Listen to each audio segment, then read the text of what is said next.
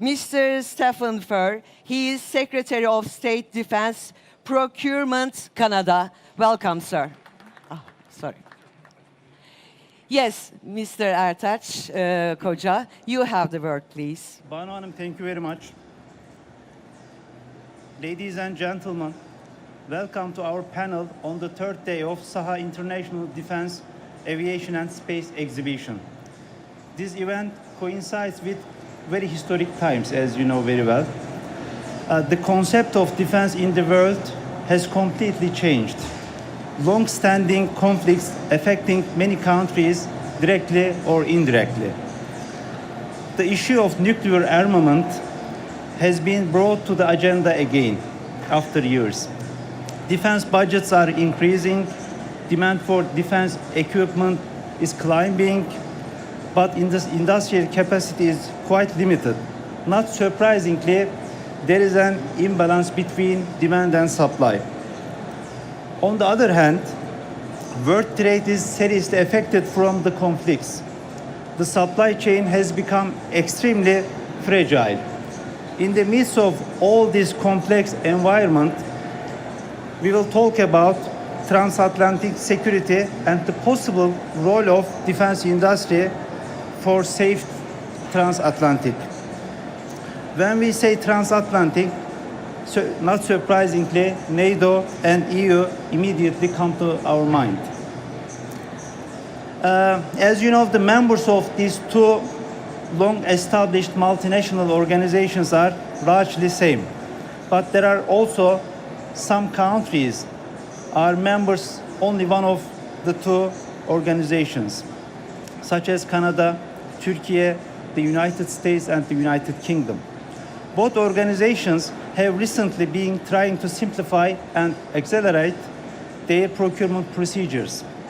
Both of them are encouraging their members to enhance collaboration among their members. Ladies and gentlemen,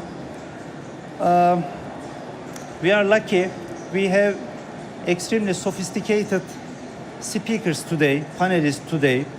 Mr. Secretary Stephen from Canada, Mr. Tim from Chatham House, an economist, and Mr. Oli from Digital Transformation Capital. Questions, and after the questions, if we have some time, maybe we can take some questions from you if you want. The first question will be same for everyone, every panelist.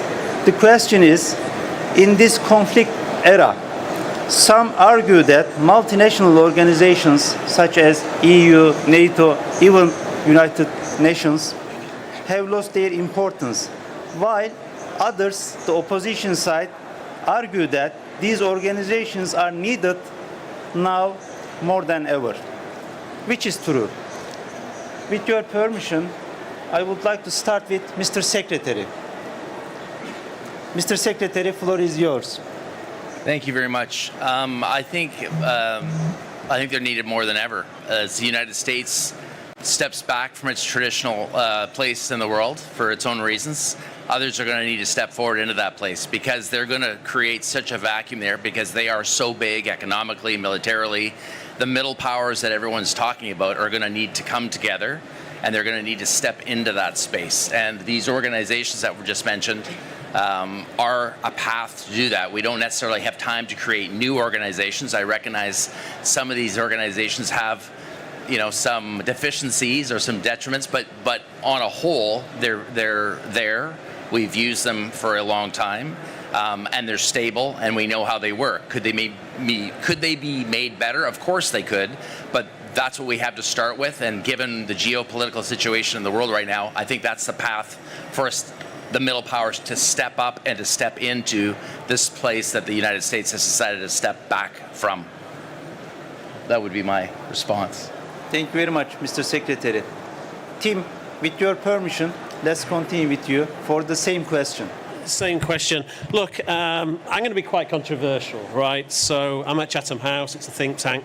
I can kind of say what I want. I'm not Mark Rutte, so I don't need to talk to Daddy or anything like that. Look, here's a story in my mind, right?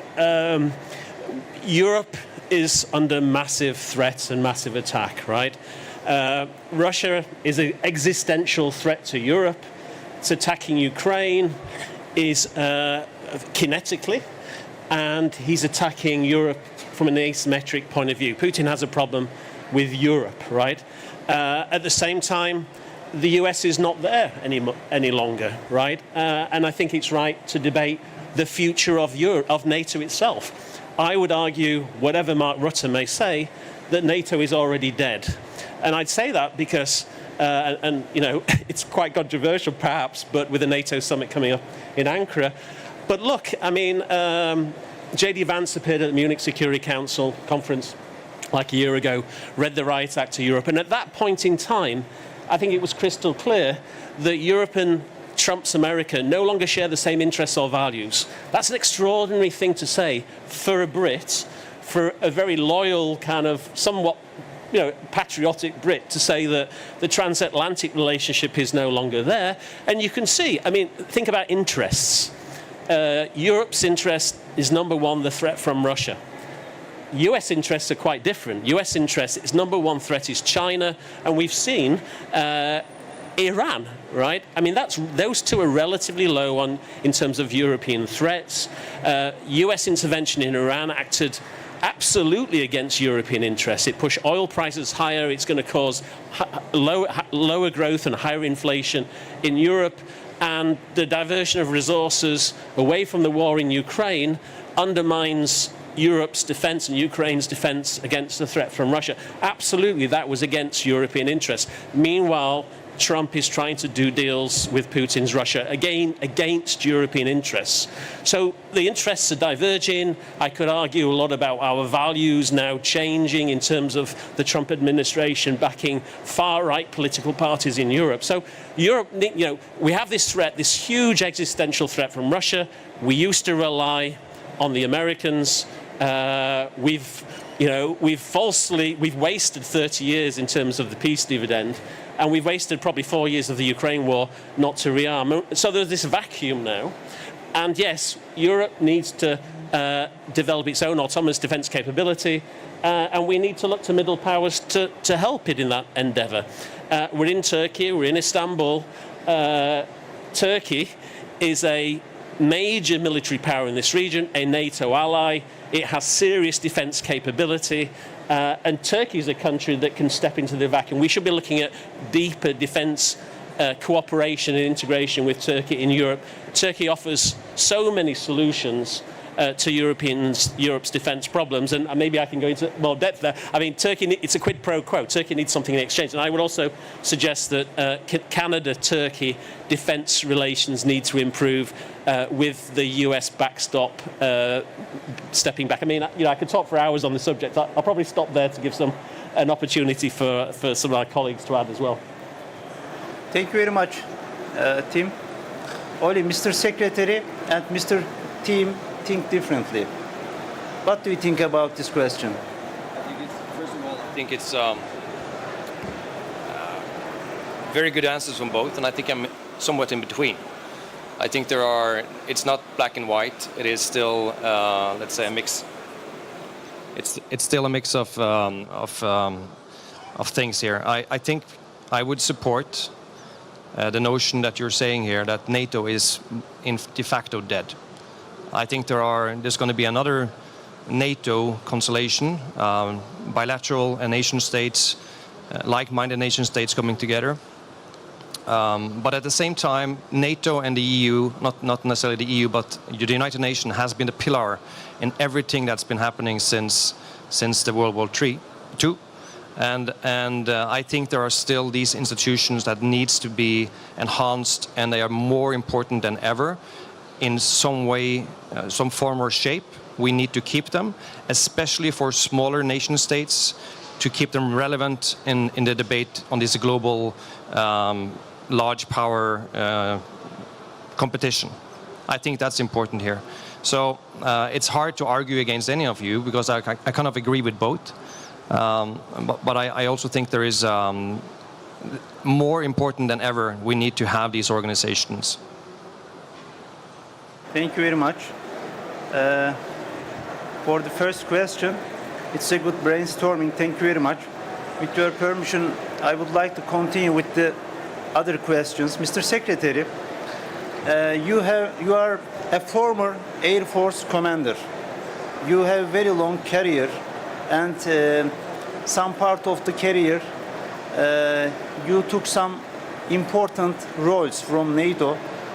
And from this background, as you know, there is some reorganization at NATO. As of today, one of the Assistant Secretary General is responsible only for defense industry cooperation. What do you think about the reorganization? Is it enough to move further for cooperation at NATO? Well, we all live in, there's a lot of motivating factors to move quickly right now. I mean, we live in a completely different place than we did 18 months ago. Everything's different. I think these organizations that we've been talking about they exist, they have pros and cons, and they've been slow. I think that would be one of the cons. They don't necessarily move that quickly, but there's motivating forces out there that can move them, and I think that they are moving.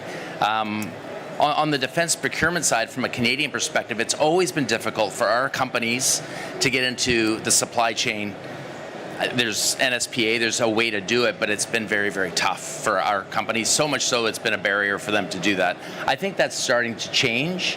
I think SAFE, which is a different situation, where Canada is the only non-EU partner, is exciting for us. For a couple of reasons. One, I think the ceiling typically on European procurements under the NSPA was about 35% for a non-EU country. Under the SAFE, Canada can be involved up to 80%, which is crazy. I don't know. Realistically, would that ever happen? We'd have an EU collective procurement where Canadian suppliers and Canadian companies can participate to 80%. That probably won't happen, but theoretically, it could happen. So whether we're talking about NSPA or SAFE, we are coming together in traditional ways and new ways that will make things better economically. I mean, our Prime Minister has said, and I agree, and I think others are starting to realize that defense and security and economic security are mutually reinforcing. You need supply chains that can persist. You need to diversify supply chains geographically, so when they get upset, we can pull from different areas.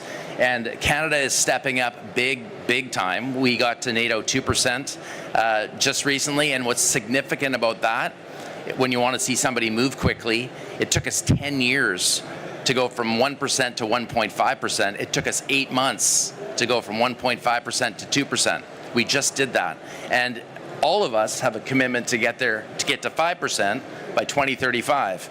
And if you think about it, the economies are growing and so is the target. So on a linear path, this year it's 2.3%, next year it's 2.6%. So the effort isn't going to get any less, it's going to continually climb.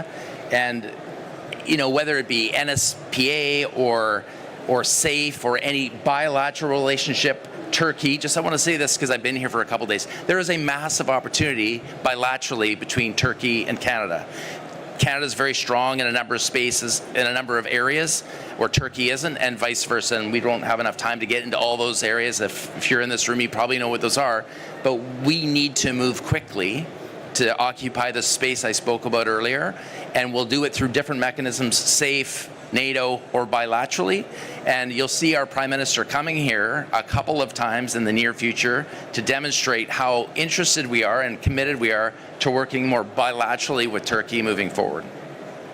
Okay, Mr. Secretary, as Mr. Secretary highlighted, we have very important bilateral cooperation with Canada. By the way, I would like to add that last year, Turkish defense industry was 10th biggest exporter in the field of defense industry, 10th biggest exporter. If we look at the top 10 users country for Turkey, 6 of them are Western countries, United States, the United Kingdom, etc. But as Turkey, we try to enhance our ties under the roof of NATO and EU. Mr. Tim, Mr. Secretary mentioned that Canada is only one non-EU safe partner. In that context, the United Kingdom, Turkey, as key non-EU allies, but NATO allies, Turkey and the United Kingdom are not part of SAFE. How might this affect broader European and transatlantic security cooperation? Yeah, well, I mean, that is absolutely ridiculous if you think about the challenges.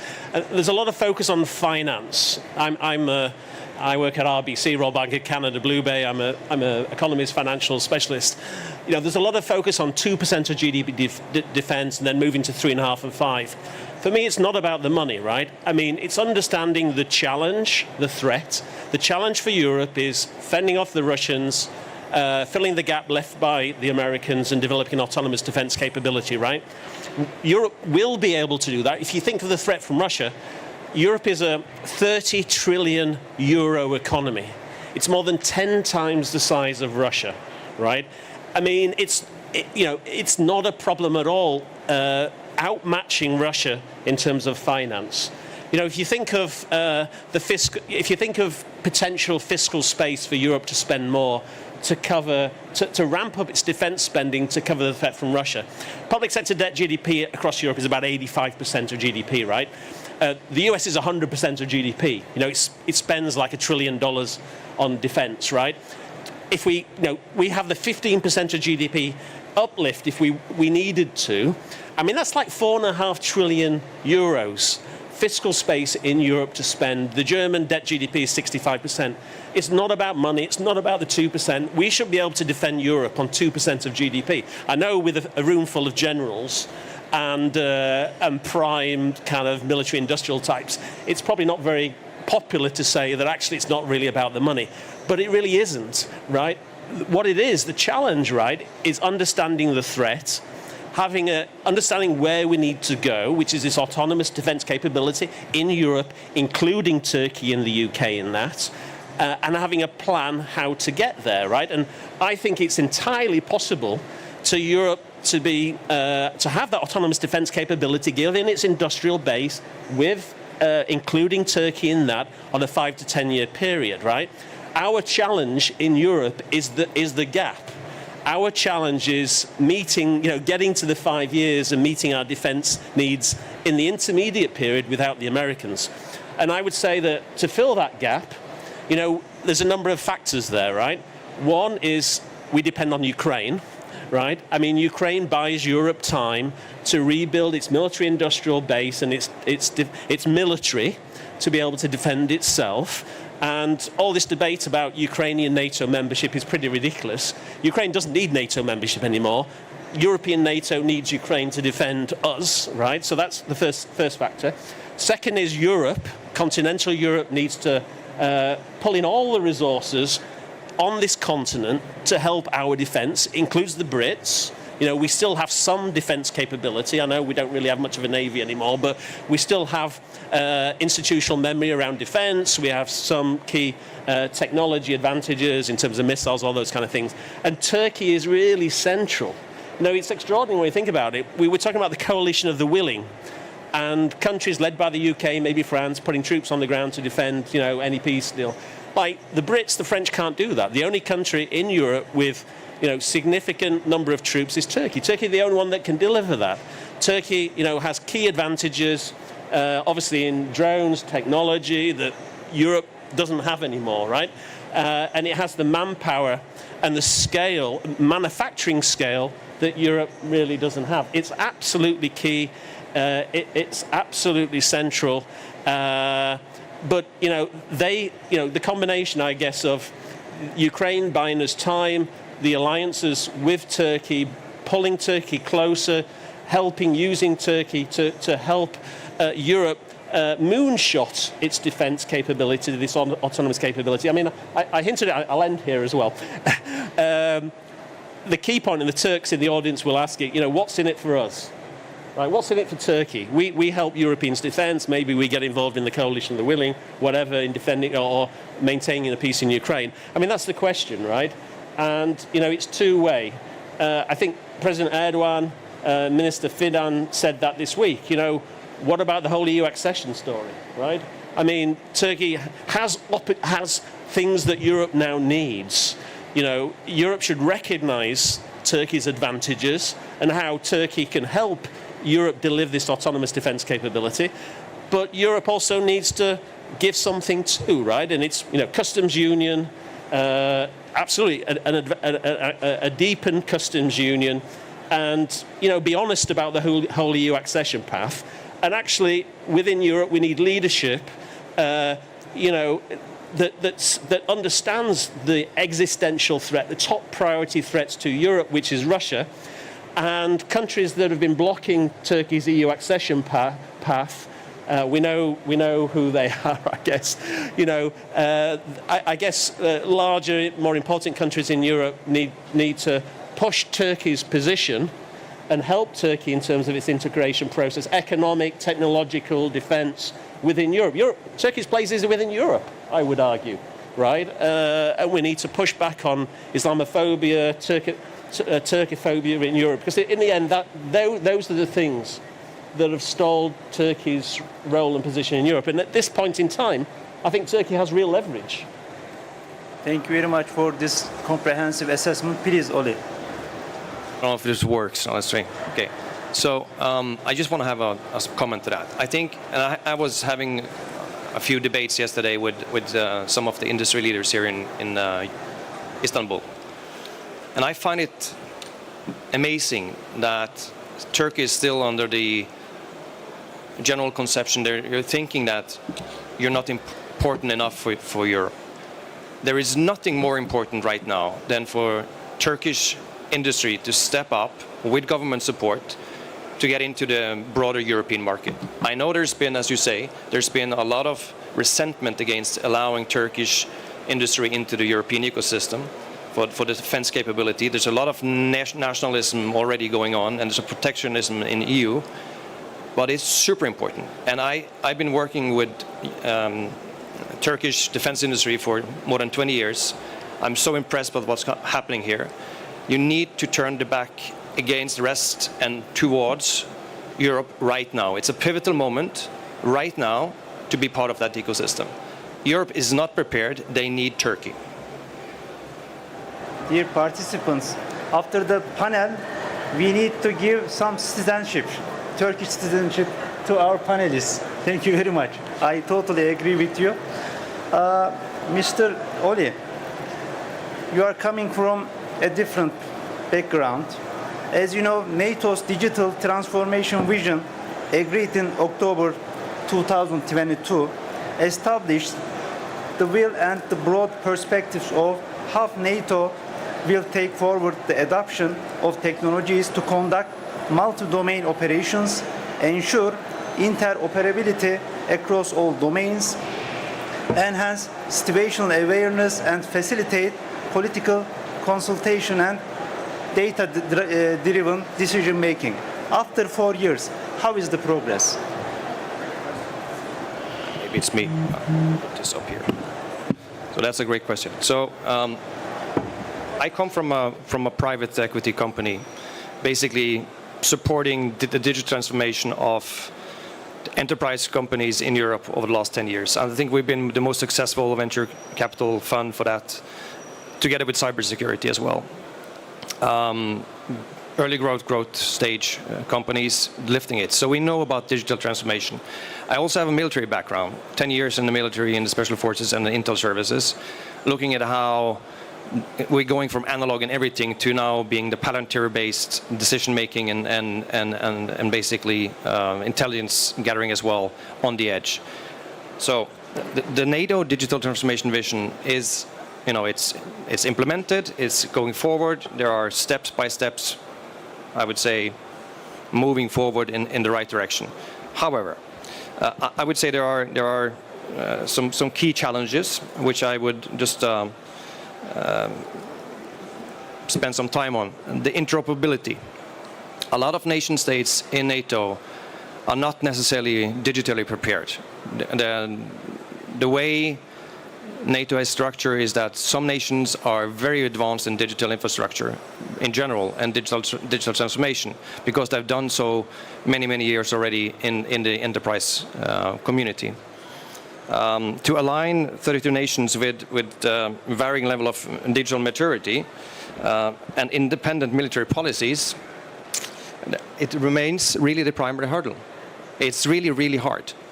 It's really hard for commercial and enterprise, and for nation states to do it, it's even worse.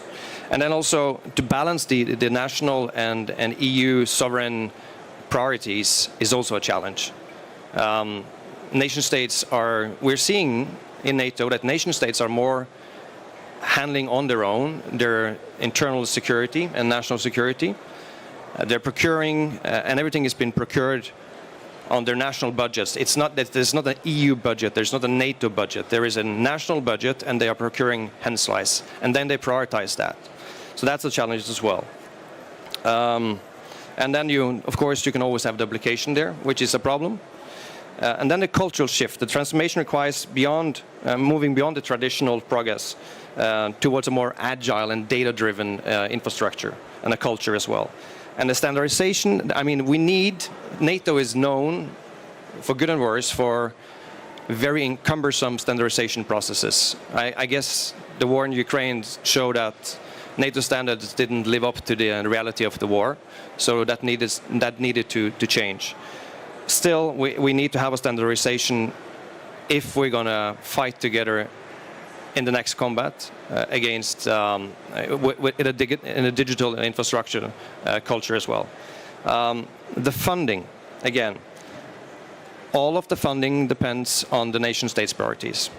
And I'm sure that there are different priorities given where you are in Europe or where you are in NATO.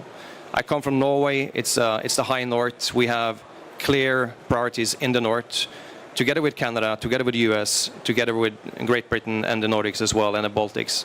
We have been bordering Russia for forever, and we still are. And it's definitely probably the main priority for the US as well and Canada to have Norway as an ally in the high north, where digitalization is happening all the time.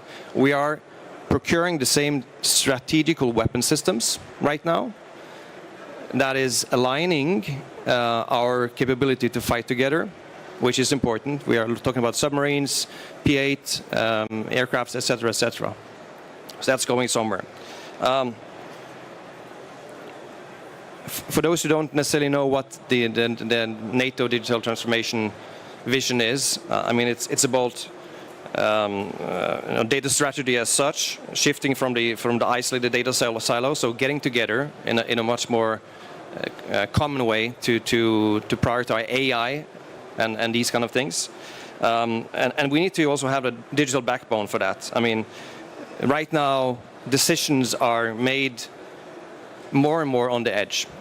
And the complexity of doing both defense and warfare is dependent on accurate intelligence at any time. I watched CNN yesterday with Ted Turner passing away, the founder of CNN. And the pivotal moment for him was when the Iraq war started and CNN was on the ground, where basically the going was, we don't need CIA anymore, we need CNN. Because CNN was up to date on everything happening on the ground, while CIA was not up to date, because you had the modern way of showing news at all times currently happening. I think we need to see it the same way. We need to, if we're going to succeed in the digital transformation in NATO, we need to enable the data centers, the connectivity, and the sensing capabilities in a structural way from the edge to the backbone through these common systems of procurement as well. Thank you, Oli. Mr. Secretary, as you know, NATO and Europe are talking about simplifying and speeding up the procurement process. How do you evaluate, especially good enough approach in this context? Well, yeah, speed has always been a problem, I think, for everybody. It's slow. So we're not going to let the perfect be the enemy of the good, number one. We have to go faster. And, you know, from a Canadian perspective, we have a number of KPIs with our new defense industrial strategy. So Canada has a new way to procure things internally called the Defense Investment Agency. That's the agency that I'm the Secretary of State for. It's completely different than what we had before, which is decentralized defense procurement. We brought it all together under one roof, and we can move a lot faster. So, I mean, we can only control what we can control, and when you're working with other organizations, we are prepared to move much, much faster, and we're already demonstrating that on a number of big procurements. Submarines would be a good example of that. We're moving very, very quickly on procuring submarines. So, you know, when it comes, again, the external threat here is pretty significant, and everyone is motivated to move much faster. We see that, but as far as, you know, everyone controls their own house. From our perspective, with the Defense Industrial Strategy, which talks about how we're going to bring our defense companies into the tent. Canada is extra motivated because not only do we all share the security challenge, we have an economic challenge that's different than everybody else's. We are very, very overexposed economically to our southern neighbor. It has been mutually beneficial. We understand that. They have a different perspective of that. It has been pretty balanced, with the exception of energy. But our neighbor doesn't want to do business like they used to do business anymore. So defense procurement is not only a way to help us bolster our security situation, but like I said, it's mutually reinforcing with economic security. So this big spend as a G7 country, 2% or 5% is a lot of actual dollars. And to put that into perspective, last year to get to 2%, it was $63 billion for Canada to spend because our economy is so big. We're going to use the spend to stimulate our own economy, not from a protectionist perspective, because we want partners and we don't have time to do everything ourselves, although I would like to say that we could. We have great companies that can deliver all the capability we need. We just don't have the luxury of 15 years to do it. We got to do it like in 5 years.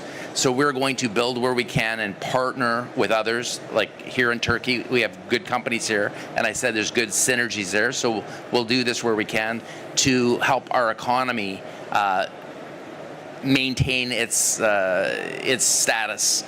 So these motivating factors are helping us move quickly. I see, again, everything's slow. One of the biggest complaints from industry, from the military that needs the capability was it takes too long. And that's a dangerous place to be when technology cycle is shrinking and the procurement cycle is getting bigger. You end up with something that is slow and irrelevant. Not just slow, but irrelevant. So we are very motivated to move quickly. We're demonstrating we can move quickly. And I see signs that our partners, whether they're NATO or other partners that we work with, are working quickly as well. And I'm seeing tangible results of that. Thank you, Mr. Secretary. Tim, as you know, Europe is trying to refresh European Defense Agency. At the same time, European countries are allocating huge money as a part of SAFE and Readiness 2030, etc. In parallel, NATO tries to empower the defense industry base. Is it complementarity or duplication? What do you think? Yeah, sure. I mean, look, I think it's focusing on the wrong issue. Again, I'm an economist. I'm not a defence specialist or expert, right? But, I mean, a quick point on what the minister's already said, right? I mean, for me, again, this idea that Europe can defend itself on 2% of GDP defence, right? 2% of GDP of Europe defence is 600 billion. The Russians spend 200 billion. We can outspend them 3-1. Why is our 2% so inefficient? It's the procurement process. I mean, the NATO procurement process is not fit for purpose in the world we live in, where the war in Ukraine is a war of iteration. And that's the reality, right? I mean, the NATO procurement process is driven by primes. These big, huge, mammoth, typically US industrial enterprises that typically deliver late, over budget products that probably are no longer relevant in a world of technology, right? And actually, NATO can learn from Turkey. NATO should be learning from Turkey. I mean, look at this event. You know, what an extraordinary event, right? I mean, I was watching the TV yesterday, I was looking at Roketsan.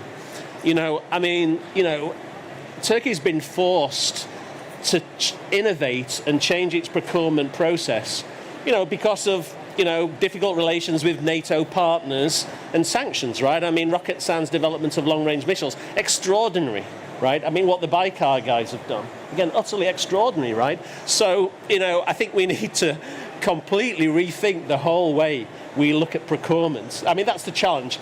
Sorry, not SAFE, not EDA, frankly. I mean, SAFE's 150 billion. It's part of the Rearm Europe program of 800 billion, which was really just repackaging money that was going to be spent anyway, right? And sure, the 150 billion, it's nice, it's cheap money, a lot, but unfortunately, a lot of the countries are using that money to spend on, you know, other things apart from defence. I mean, there's a report yesterday about the Slovaks using it to build hospitals.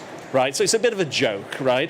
I mean, the challenge for Europe, right, is understanding the threat and figuring out how we are going to counter that threat, and restructuring and reorganizing the European military and defense, the whole defense industries, military-industrial complex, to counter that threat without the Americans.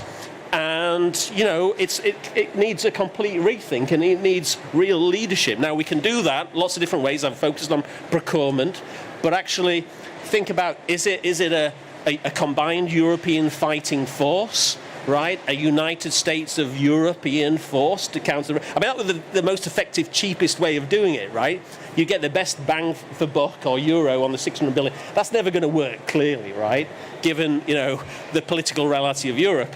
The counter to that is the Turkish model, full country autonomous defence capability, right? It's been really effective in Turkey, right, in terms of driving this defence innovation. Maybe that's the story going forward, and maybe actually what's happening in Europe probably is that anyway. I mean, look at the most effective militaries now in Europe will be the most effective militaries in Europe going forward on a 5-year view.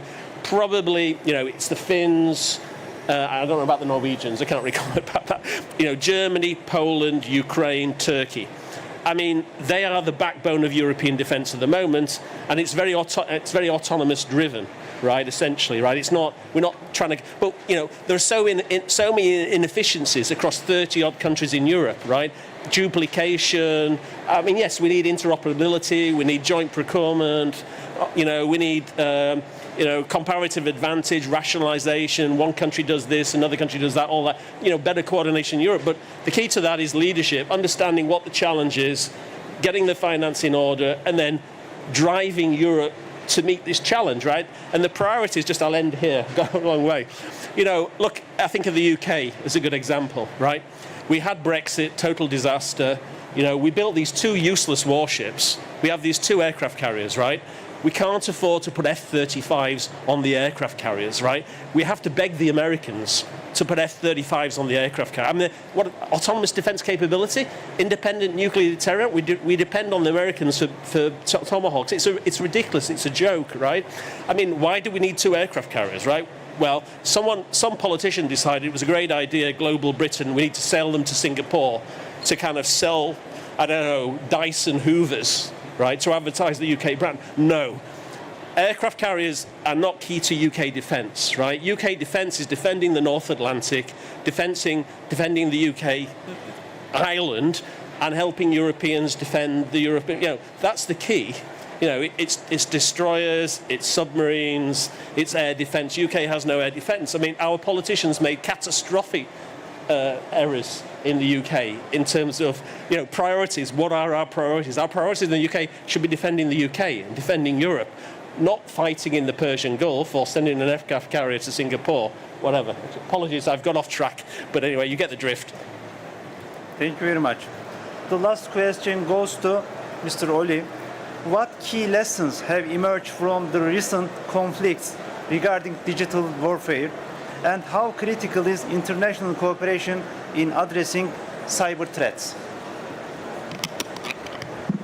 So, first of all, both the recent conflicts like Ukraine war and also the conflicts in the Middle East over the last 2-3 years has really showed that there is a fundamentally redefined digital warfare going on. It's a separate component from kinetic operations, and that is kind of key.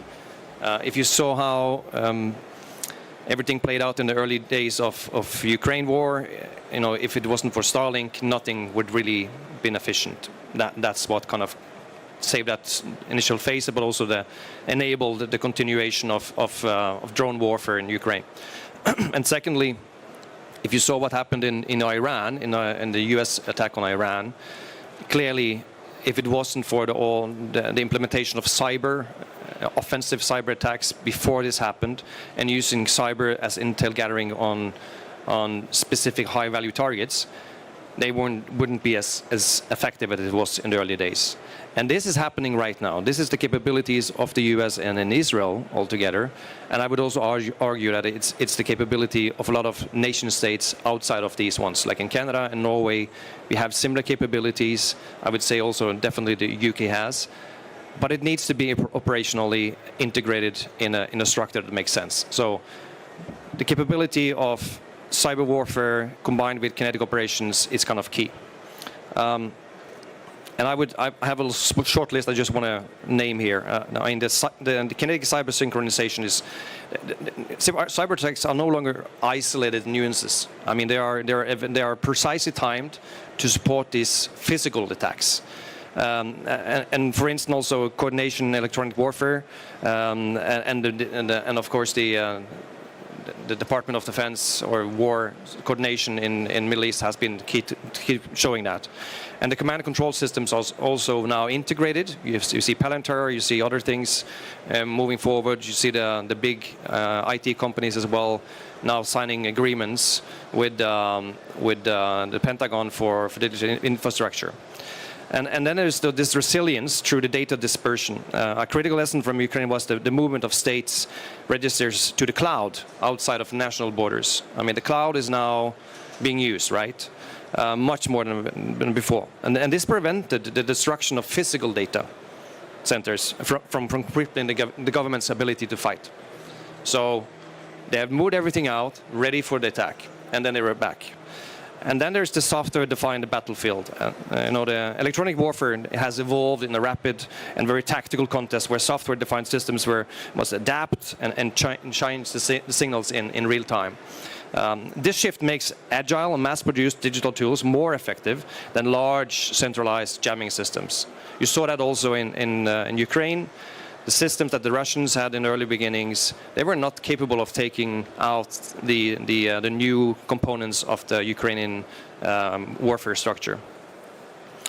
And then there is AI as an operational compressor. Rather than replacing humans, AI is being used as a high-speed enabler to filter these massive amounts of drone and satellite data. And it's dramatically and drastically shortening the decision times. And this is key to any, let's say, both large power and small nation warfare in the future. You need to have decision to strike much more closer in time to enable the effect of surprise as one thing as well. So again, international collaboration is super important. So back to that critical role of international cooperation.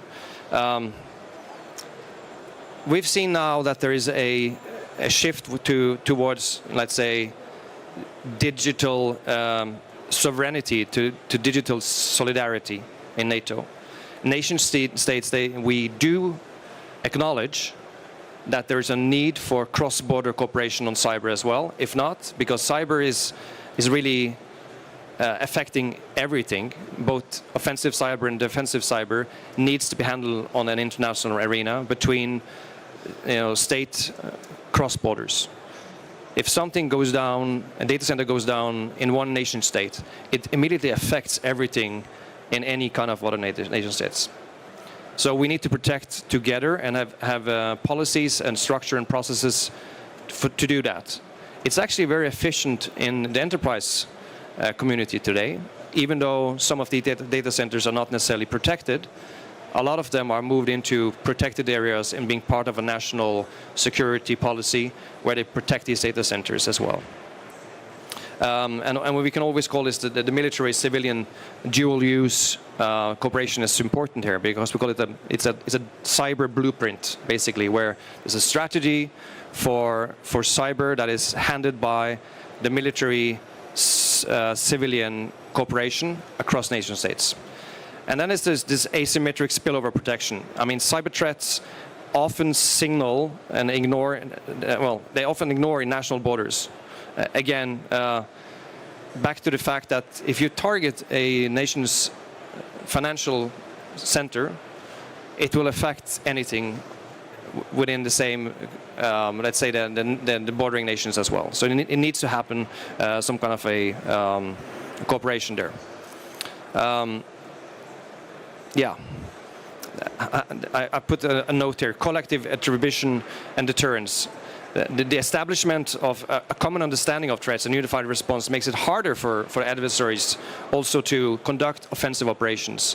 I mean, in the NATO Rapid Adaptation Action Plan, which is part of the NATO Digital Infrastructure Vision, the Transformation Vision, it is a prioritization on standardization as well on cyber and new technologies across the line.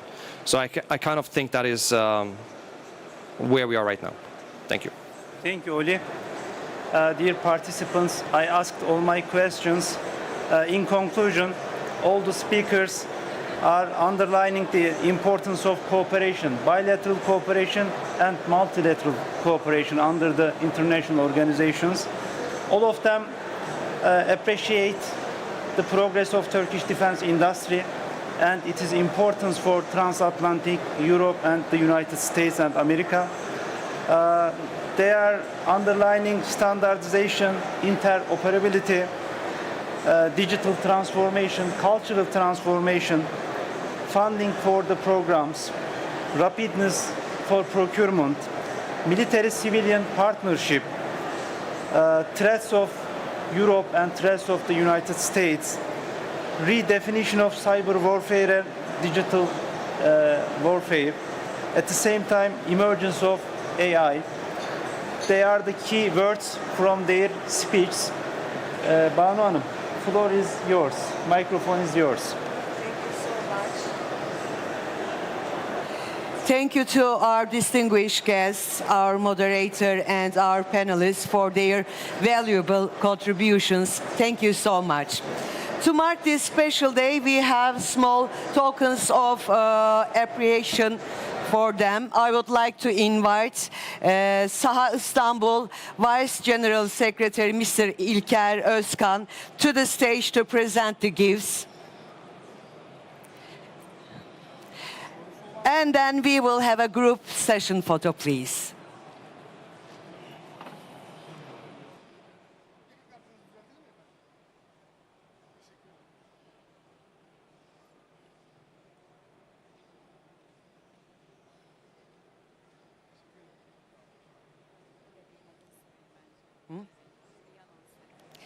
Now, Mr. Ola Aguirre.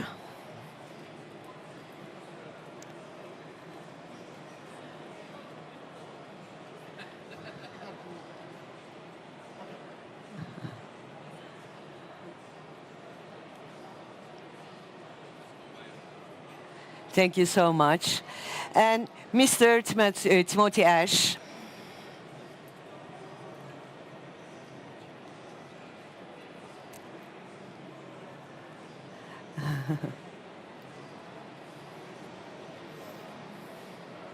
Thank you so much. And Mr. Minister.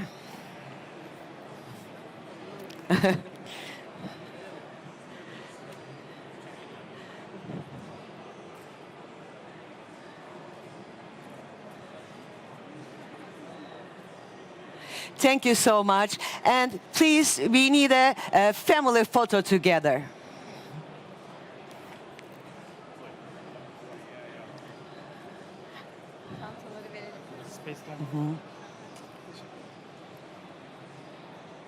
Mr. Ole, yeah.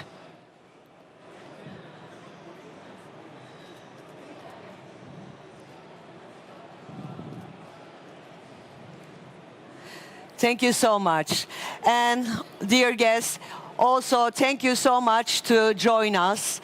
Our panelists during the day will be coming. Thank you.